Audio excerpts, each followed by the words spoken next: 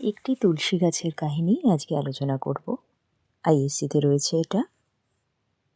এক্সট্র্যাক্টটা হচ্ছে, সে একটু বিস্মিত না হয়ে পারে না।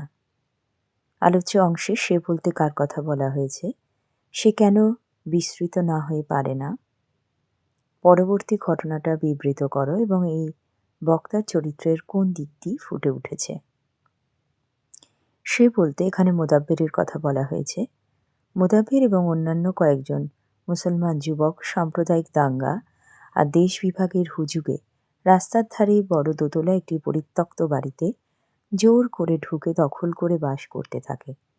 একদিন রবিবারের সকালবেলায় মোদাব্বের নিমের ডাল দিয়ে দাঁত মাজতে মাজতে উঠোনের কোণে একটি তুলসী গাছ দেখে।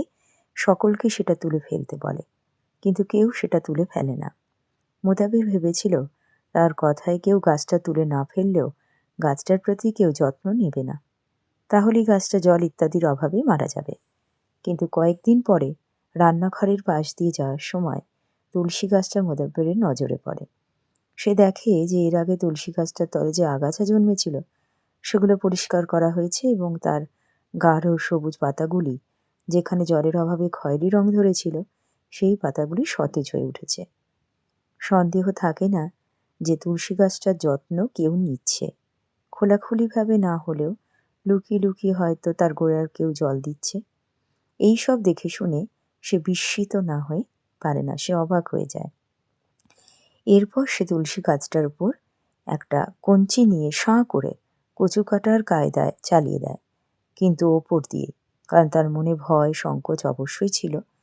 এর আগে সে তুলসী গাছটা তুলে ফেলার জন্য সকলকে হুঙ্কার দিলেও সে নিজে কখনো তুলে ফেলতে পারেনি, কারণ তার মনে এখানেও এক ভয় বোধ কাজ করেছে। সে ভীত হয়েছে, কারণ তারা জানে তুলসী গাছ হলো হিন্দুদের ধর্মের প্রতীক।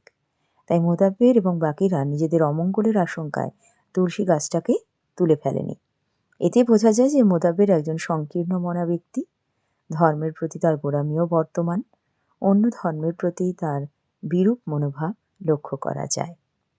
তাহলে আজকের আলোচনা ছিল একটা তুলসী গাছের কাহিনীকে নিয়ে। এই একটি তুলসী গাছের কাহিনীটা তোমরা যারা এখনও ঠিকভাবে পড়ে উঠতে পারোনি তারা কিন্তু পড়ে নিও। বেশ কয়েকবার পড়লে এটা সুবিধাজনক বলে মনে হবে, লিখতেও অসুবিধে হবে না।